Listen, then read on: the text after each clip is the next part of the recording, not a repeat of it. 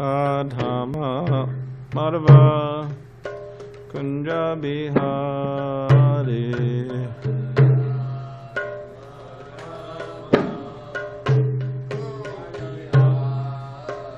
Jaya Radha Madhava Kunja Bihari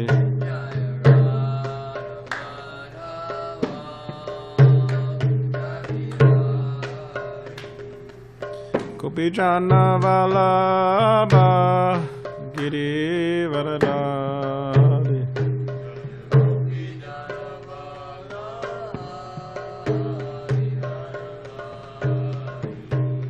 Gopijana Vallabha Giri Varadari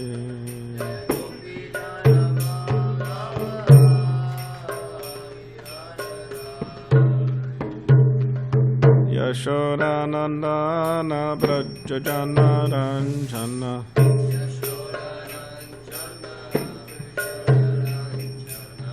Yashodanandana Brajajana Ranjana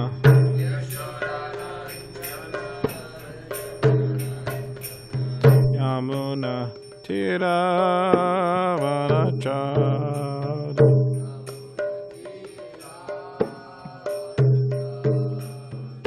Yamuna Tiravanachari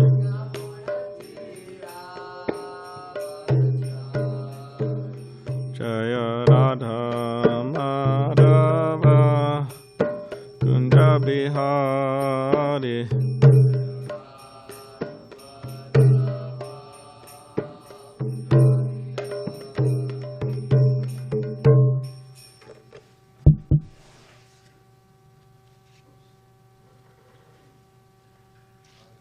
Jam Vishnupad Paramahamsa Parivraj Kacharya Ashtotara Shatashi Srimad Divine Grace A.C. Bhakti Swami Prabhupada Ki Jai Jai Om Vishnupad Paramahamsa Parivraj Kacharya Ashtotara Shatashi Srimad Divine Grace Srila Bhakti Siddhanta Saraswati Thakur Prabhupada Ki Jai Grantaraj Srimad Bhagavatam Ki Jai. All glories to the assembled devotees. All glories to the assembled devotees. All glories to the assembled devotees. All glories to Shri Guru and Shri Govardhana.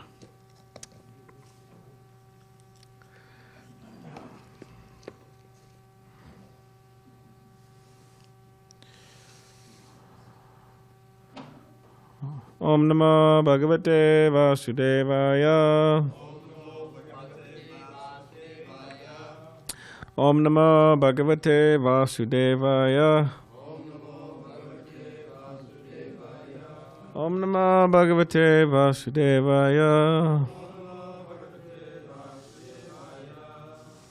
So this morning we were reading from the Srimad Bhagavatam, Canto 5, entitled The Creative Impetus, Chapter 11. Jed Bharat instructs King Rahugana, or on text 15. Na yavad etam tanubrin narendra viduya mayam vayunodayena vimukta sangha chitashat sapapno Viratma Tattvam Brahmatiha Tavat Nayavad Etam Tanubrindarendra Viduyamayam Vayunodayena Vimukta Sangha Jita Shatsapapno Vedatma Tattvam Brahmatiha Tavat Nayavat Etam Tanubrindarendra Viduyamayam Vayunodayena Vimukta Sangha Jita Shatsapatno Vedatma Tattvam Brahmatiha Tavat Nayavad etam tanubrindarendra Viduyamayam Vayunodayena Vimukta Sango Jita Shatsapatno Vedatma Tattvam Brahmati Hatavat.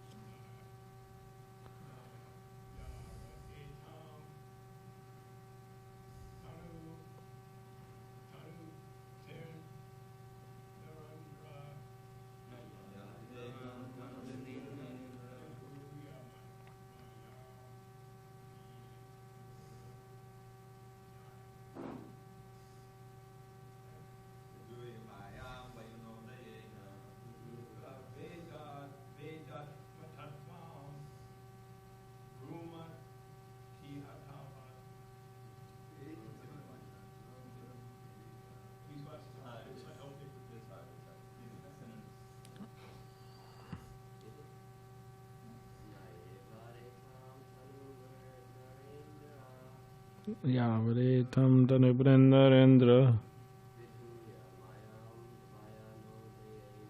Viduyamayam.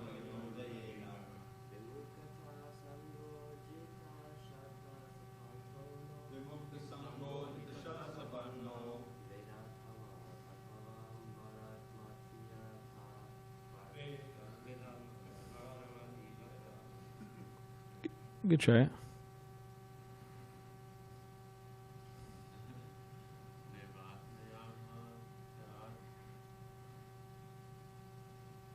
Is it hard for you with your eyes? Oh, all right. That's all right. Okay. What about Mark? You want to chant?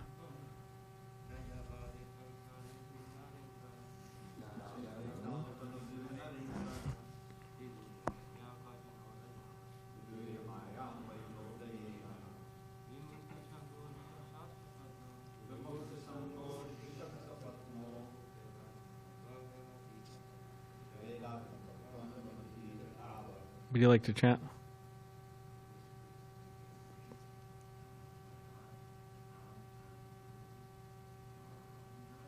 Yavaritam Tanubrindarendra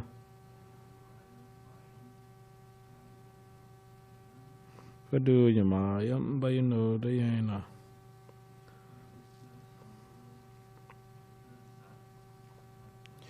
Vimukta Sango Jita Satsapatno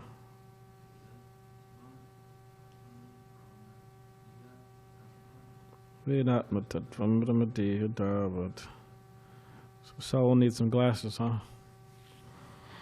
Okay, does anybody on Zoom land want to chant the verse? Nayatvat itam tanubrindarendra Nayavadetam Tanubrindarendra Viduyamayam Vayunodayena Viduyamayam Vayunodayena Vimukta Shango Jita Shatsapatna Vimukta Sango Jita Shatsapatna Vedatma Tattvam Brahmati Hatavat.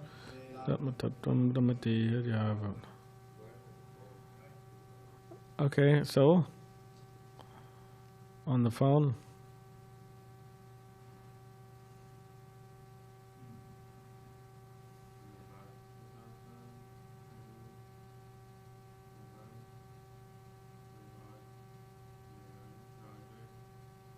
Yavare tam tanibrindarendra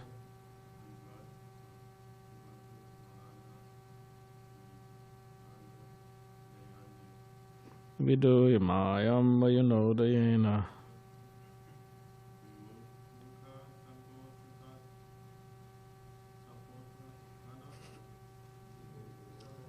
Chitasat sapatno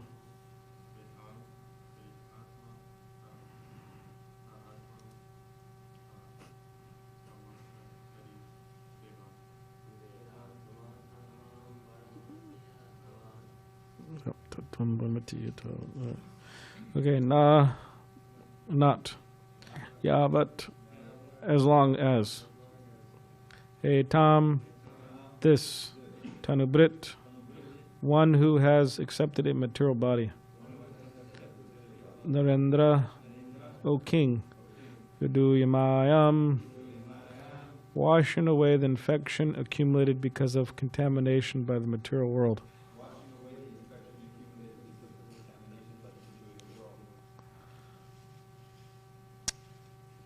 Vayuna aduyena,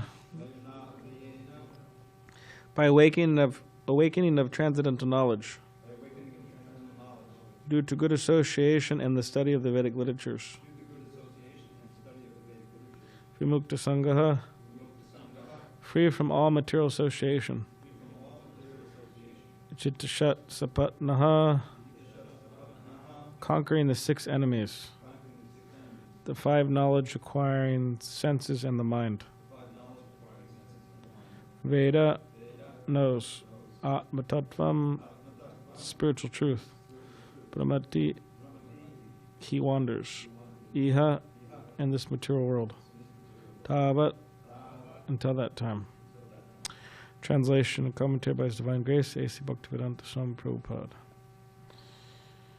My dear King Rahugana, as long as the conditioned soul accepts the material body and is not freed from the contamination of material enjoyment, and as long as he does not conquer his 6 enemies and come to the platform of self-realization by awakening his spiritual knowledge, he has to wander among different places and different species of life in this material world. Purport. When one's mind is absorbed in the material conception, he thinks that he belongs to a particular nation, family, country, or creed. These are all called upādhis, designations, and one has to become freed from them. Sarvopādhi-vinirmuktam. As long as one is not freed, he has to continue conditioned life in material existence. The human form of life is meant for cleansing away these misconceptions. If this is not done, one has to repeat the cycle of birth and death, and thus suffer all material conditions. Om Ganatapadandasya Gananjana Shalakaya Chakshulan Maditamena Tasmai Shri Gurave Namaha Mukham Kritavachalam Bhangam Langaite Girim Yakipatamaham Mande Shigun Dinitarinam Vancha Kapadribishta Kripa Sindube Vacha Patitanam Bhavanebhyo Vaishnavebhyo Namo Namaha. Jai Shri Krishna Chaitanya Prabhu Nityananda Shri Advaita Gadadhar Shivasadi Gaura Bhaktivedanta. Hare Krishna Krishna Krishna Hare Hare Hare Rama Rama Rama Hare Hare.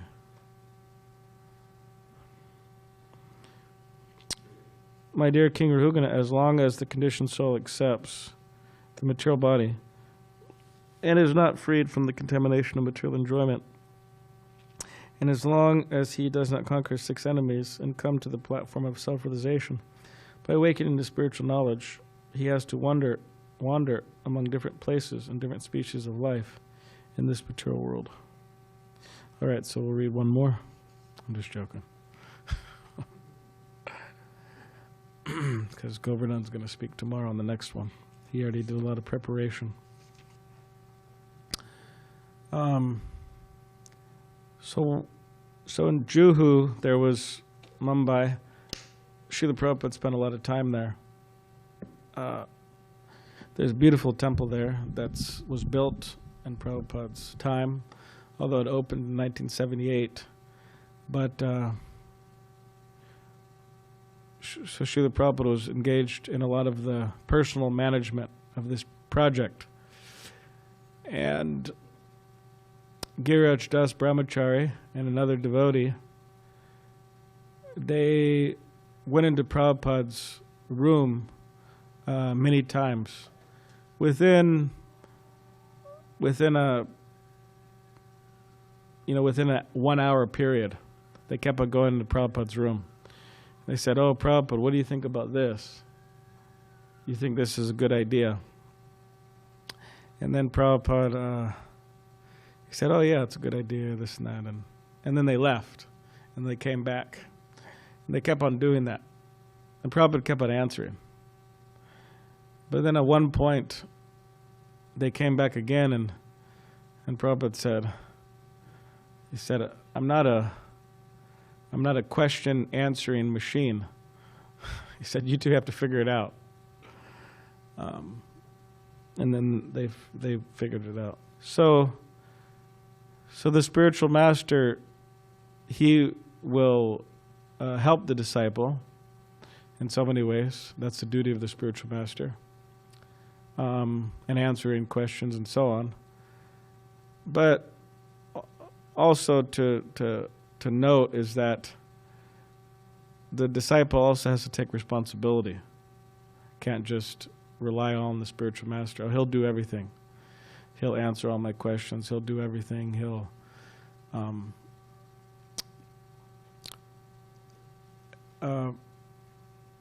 but to take responsibility is important, and it's a sign of somebody who is mature or maturing in devotional service. Just like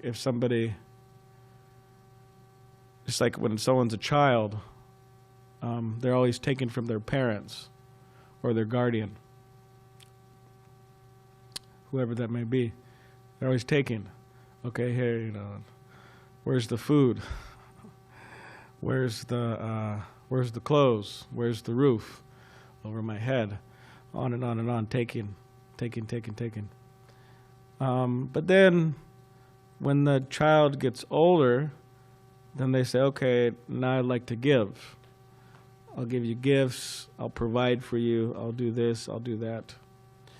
So similarly, when a disciple or when a follower of the spiritual master becomes a little more mature, then they say, okay, well, what can I do for you?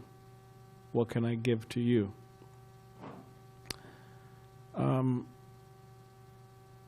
Or just like living in a temple.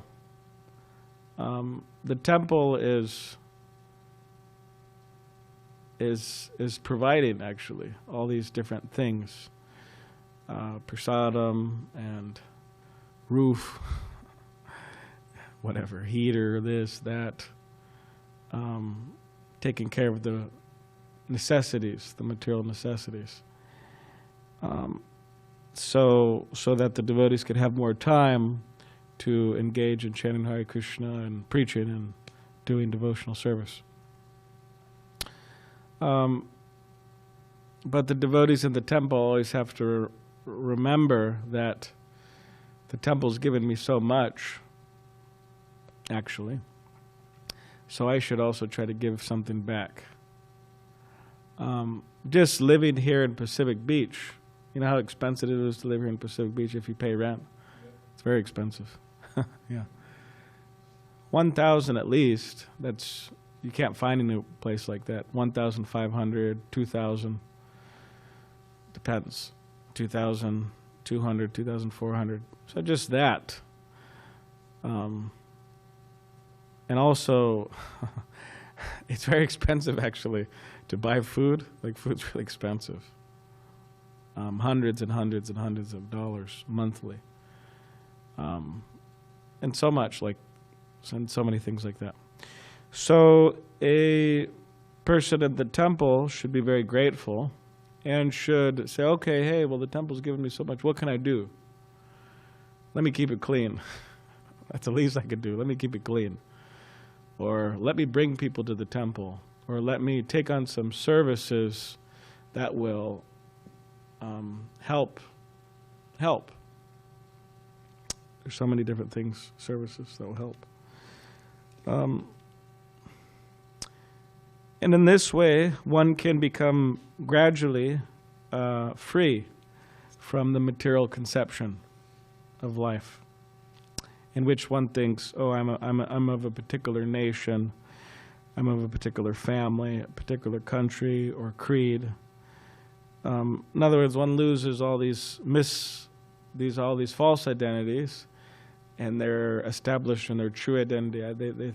They live and they think and they operate as servants of Krishna. That's who I am. That's the devotee will think, okay, that's who I am. Not that I'm this, I'm that, I'm so many different things.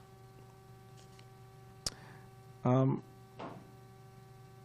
these upādhis, designations, sarvopādhi-vinirmuktam, this is you could say, diseased condition of life. And this is, you could say, the definition of conditioned life in material existence. So, because of these different material designations that we identify with, it actually produces a sense of hatred or envy towards Krishna. He said, oh, I don't want anything to do with you, Krishna. I'm an American. I'm a young man, I'm an old man, I'm this, I'm that, right? And because of being absorbed in that, naturally, they say, oh, I don't want anything to do with you, Krishna. And you see people who are very absorbed in these material designations, they really don't want anything to do with Krishna. They think Krishna is Indian. So Prabhupada said that the sun, right, rises in the east, but that doesn't mean, or rises in India. That doesn't mean that it's Indian. So just because Krishna is from, appeared in Bharatvarsha, which people call India, doesn't mean Krishna is Indian. Krishna is not Indian. Krishna is the Supreme Personality of Godhead.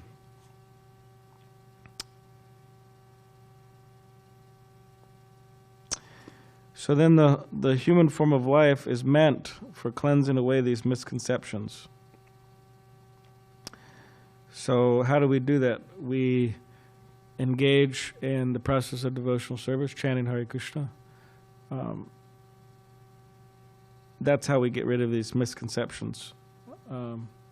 Ata Shri Krishna Nama Di Nabaved Graham Indriya Sevan Mukhahi Jivada Swayameva Spratada. That by engaging the senses, beginning with the tongue, in the service of Krishna, our senses become purified.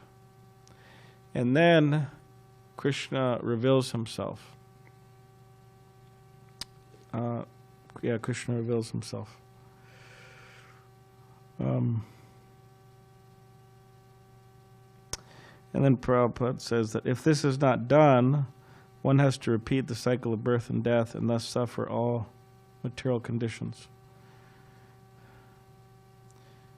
So the cycle of birth and death, samsara dava nalalita loka tranaya karunya ganaganatam prapta shikalya nagunar navasya vande guroshi charanarvindam. So the blazing fire of samsara, this anxiety, Prabhupada describes it as anxiety in the heart. It's put out. This fire is put out by the clouds. And this cloud is said to be like a rain of mercy. The spiritual master is raining mercy. And he's getting this rain from the ocean, Krishna. So if we follow the spiritual master, then that fire will be extinguished. But if we don't follow the spiritual master, then we're in a very confused state. We're in a very bewildered state. And the thing is that the spiritual master and other devotees, they see where somebody is going, and they try to say, hey, stop. It's not going to work, what you're doing. And the person says, hey, why are you telling me what to do? I know what I'm doing. It's like, hey, you're going to get in trouble. Stop. Oh, no, I know what I'm doing. Just like there is Prabhupada tells that little story about a man sitting on the branch, and he's like sawing, sawing. And then somebody's down on the ground and says, hey. And in many ways this story, because some people think, oh, this story is kind of like really simple, and how can someone do that? I mean, people do so many foolish things, actually. I wouldn't be surprised if someone actually did that. But anyways, this man was sawing, sitting on this side, right? And then a man on the ground said, hey, stop, you're gonna hurt yourself. You're gonna fall down. And the man said, hey, the guy sawing, hey, I know what I'm doing. Back up, get away. I know what I'm doing. And then the guy on the ground's like, all right, well, what to do? So this guy's sawing. And then all of a sudden the branch breaks, and then he falls. He falls on the ground. Falls on the floor. On the ground. So then he's all kind of bruised up and hurt his body. So then the man who fell on the ground, he looked up at that guy, and he said, wow. He said, you must be an astrologer. How did you find that? How did you know that was going to happen? How did you know I was going to fall down? But it was obvious, right? 1 + 1 = 2, right? Obvious. You do this, you do that. There's problems. So that's the nice or beautiful feature of having a spiritual master or having devotees in one's life, is that we may not be able to see that we're sitting on a branch sawing this side and we're about to fall. We may be so out of our minds that we may not see that. But if the devotees say, hey, don't do that, we should say, okay, sure. Yeah, you're right. This is stupid. I shouldn't do it. In other words, take advice. Not be like the foolish guy who just, oh yeah, hey man, back up. I know what I'm doing.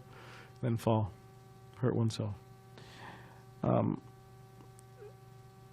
Just like Mark Twain. Anyways, I don't know much about him. Apparently he had some good quotes, but I'm sure we don't agree with many things he stood for. But he said that when he left home, he was just so surprised how foolish his father was. So, man, this guy's just a big fool. I'm out of here. When he was 16 or whatever, 18, I'm out of here. This guy's just really dumb, So he took off. So then he comes back when he's 25, which it's not that much time, 19, it's not that many years. He comes back and he says, wow, it's amazing how much my foolish father learned in a few years, So in other words, the father actually had some good advice all along, but the boy, Mr. Mark, he couldn't see that. Only when he had some life experience, only when he had some gaining of knowledge, he came back and he realized his father wasn't so foolish after all. So better just to hear rather than have to learn through bitter experience. right? Better to hear, hey, stop sawing the branch, than and actually to follow, rather than, hey, back up and keep on sawing the branch and hurt one's, you know. So therefore, everyone should try to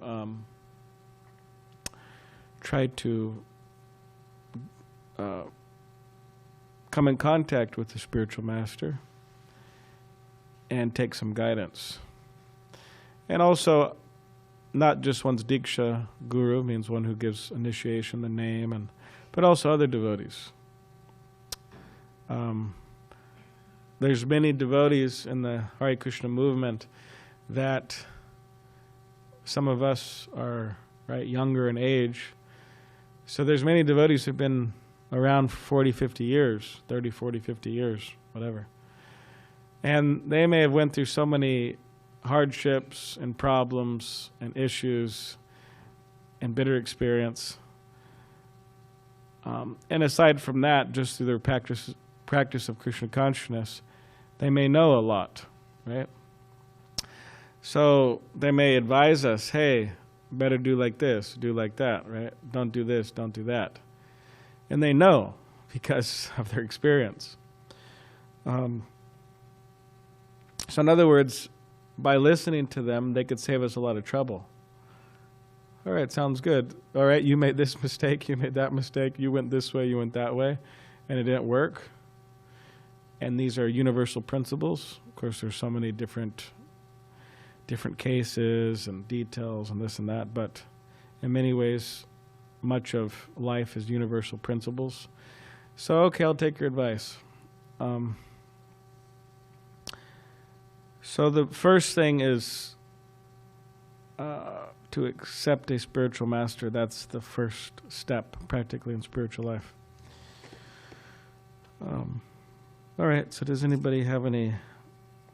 In this way, the Hare Krishna. 6 enemies are conquered: lust, anger, greed, all these different... Yes, you could ask.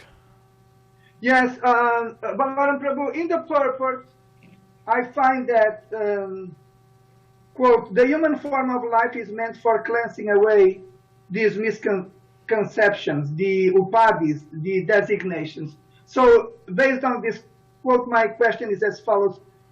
In relation to Varnashram,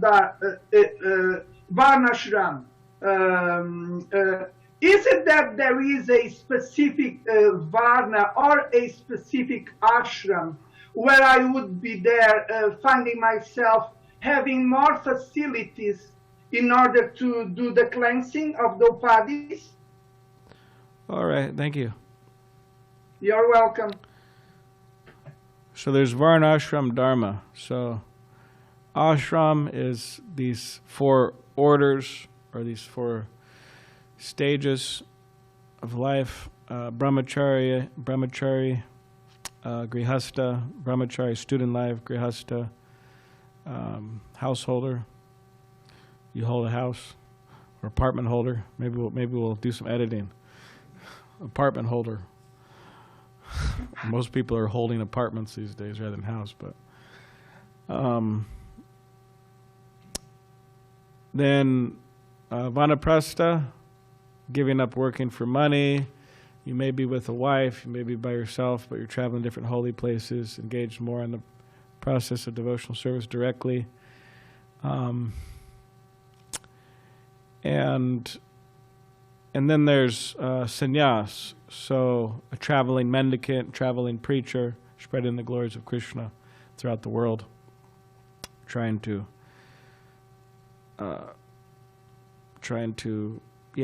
surrender body, mind, and words in the service of Krishna and the spiritual master. So you have those, and then you have the different varnas. So you have shudras, which are manual laborers, and so on. And then you have vaishyas, who are mercantile persons or business persons, also taking care of cows, cow protection. We need some more Vaishyas in ISKCON. Take care of the cows. And then you have Kshatriyas, the administrative class, managers, protectors of, usually they're in the army type of personalities. And then you have the Brahmins, who are the advisors or teachers or priests.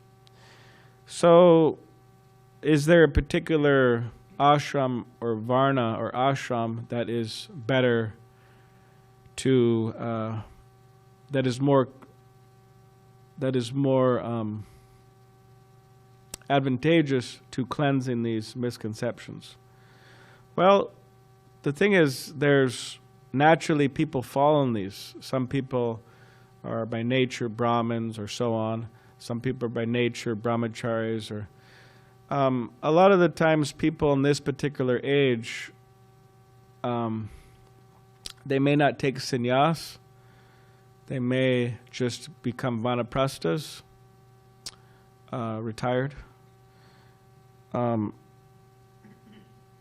Srila Prabhupada would say that actually it doesn't matter what varna, what ashram you're in. If you know the science of Krishna, you could become a guru.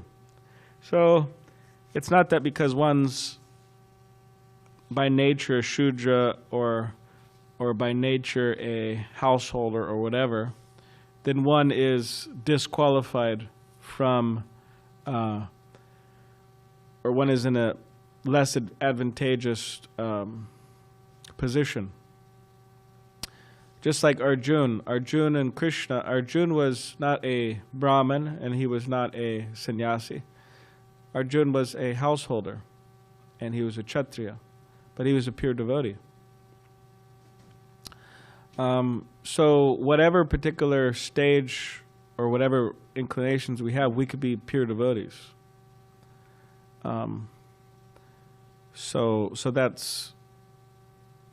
that's important to remember. Not that, oh, I have to be a Brahmin, I have to be a sannyasi, and only then I could be a pure devotee.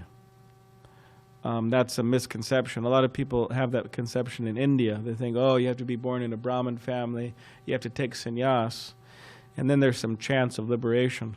But actually, one could be in any stage of life, and there's a great chance of cleansing these things if one is serious and sincere. So. Yes, Balaram Prabhu, if I may, in accordance with your answer, is it that even an outcast could be there becoming a pure devotee?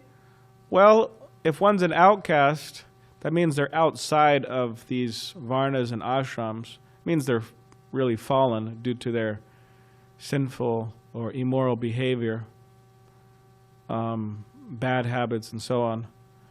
Most people fall in that category these days, outcasts.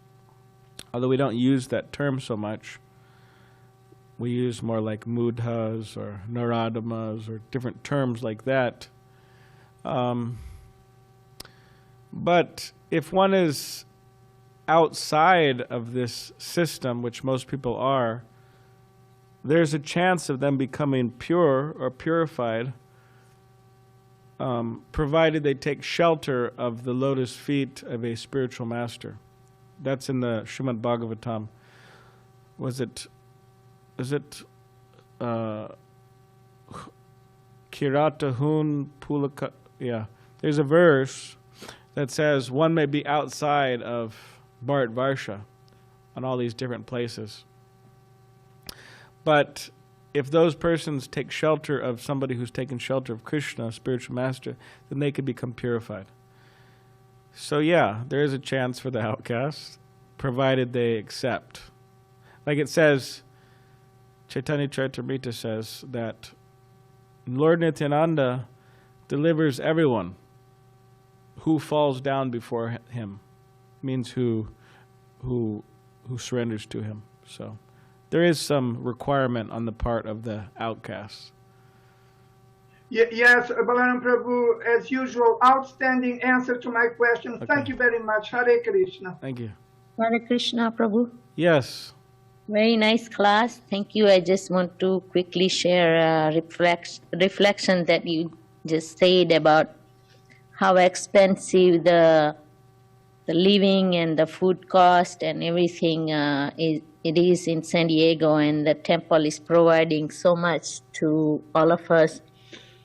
And as practically, I was thinking, looking at the chart, the expense $5,000 per month is just a food expense at this temple, and it's more than expenses. And so I'm very thankful that you shared and talked about this cost and how expensive it is, so people realize, and temple is giving us so much, not only eating and living, and also the spiritual things for mind and body and soul. Everything temple is giving, and Srila Prabhupada had set up this process, so people should be thankful and contribute to more and be aware of it, that this is not, if they do it at home, how much it costs for them, and they have to think about it. It's not like you give little bit, but then you take so much. So anyway, my point is, I really appreciate this point that you share. Hare Krishna, Jai Srila Prabhupada. Jai. Thank you.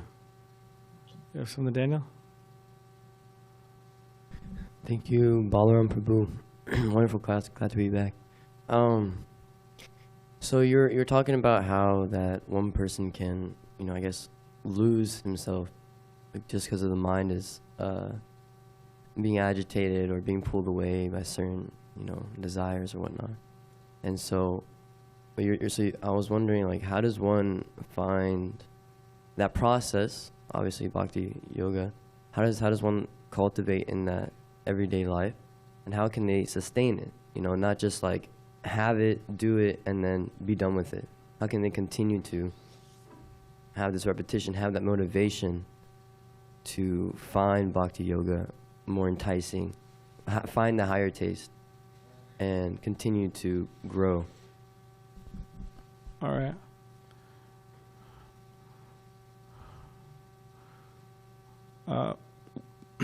Well, if you analyze the world, you'll see that most people, they're doing the same thing every day, like your father, right? Practically speaking, he does the same thing every day. Gets up, he gets clean, he has breakfast, he goes to work, he comes back, whatever he does. Or you look at your aunts, or you look at whatever. So many people, just look at everybody you know, and they're all practically doing the same thing every day. Sometimes they go on vacations, but it's not like they're always on vacations. Mostly they're not. 2 weeks out of a year at the most, for most people. So, even if you look at, so it's not that people are living some, life where they're just like, always, doing something new. And even if they are doing something new, Prabhupada said that about traveling. He said, oh, you want to travel here and there. He said, people are doing the same thing everywhere. Eating, sleeping, mating, and defending. It's just all over the world. They're all doing. So he said, if you want to travel, you should travel to preach, the message of Krishna. So, so when you say, okay, well, how do we continue? How do we maintain our enthusiasm? How do we continue in our Krishna consciousness to always, experience that higher taste more and more and more? I would say that that's an important thing to note, that so much of the world is doing the same thing every day. Like Prakash, maybe he's listening. He comes and then he goes and he's on his computer working, or Ravi, or whoever it is. So many of them doing the same thing every day. So for devotees, or of course they're devotees as well, but for temple devotees, because that's what you are, you're in a temple right now. we're also doing the same thing every day, right? We're rising early, we're doing all these things, chanting, doing different services. So we should try to understand that because it is directly the direct activities of Krishna consciousness, it has a special feature to it. Just like you could chant Coca-Cola, Coca-Cola, Coca-Cola, Coca-Cola, right? How long could you do it before you get sick? You know, or even if you had some really wonderful band that you really liked, maybe you listened to it 1,000 times, 10,000 times, but eventually you're going to get sick. Okay, let me give this up. So the activities of Krishna conscious, deity worship, chanting, book distribution, whatever it is, because it is spiritual by nature, it doesn't have, it's transcendental. So therefore, if we're actually doing it in the right mood, in the right consciousness, then we will experience happiness more and more and more. The problem comes is when we're engaging in the activities, but we're doing it mechanically, we're not putting our heart into it. That's the problem. Or we're not doing it with the right understanding. That's the problem. Therefore, we're stressing, okay, Bhagavatam class, Bhagavad Gita class, reading Srila Prabhupada's books. Because, like Prabhupada said, okay, book distribution will keep the devotees happy. It's a fun activity, right? Spiritually enlivening. But reading my books will keep the devotees. It means it will keep them going in their Krishna consciousness. Because there has to be some understanding, or else you're thinking, okay, what am I doing here? It's just like, man, it's waking up early, there's so much this austerity, that austerity, living with people, blah, blah, blah, all this stuff. What am I doing here? This is just like, I'm out of here. But if we read and hear a lot, then you think, okay, well, hey, I'm here for a particular reason. And reading Prabhupada's books will help us in that. So I would say reading and trying to understand and trying to do things with our heart that will help. Yes, Bob? You kidnapper? Tyler Napper? I'm just joking. Hare Krishna. Prabhu, I believe I heard you mention that Krishna is the Supreme Personality of Godhead. Yes. Who are the non-Supreme Personalities of Godhead? Who are the non-Supreme Personality of Godheads? Well, sometimes devotees describe it as there's many personalities of Godhead, but Krishna is the Supreme Personality of Godhead because he's the one that all the other Godheads come from. So you have Vishnu, or you have Ramchandra. So different Godheads. Although sometimes Prabhupada would refer to Vishnu also as the Supreme Personality of Godhead. So, How about Krishna's devotees? Are they the pure devotee? are they the... Yeah, that's what Prabhupada said. The supreme, or the Supreme Personality of Servitor Godhead. So it means the spiritual master is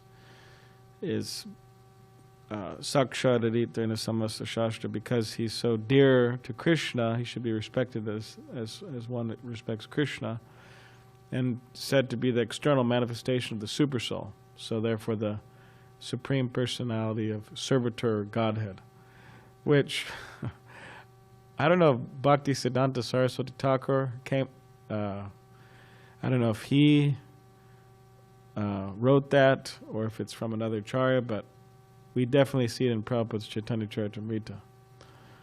So, anyways.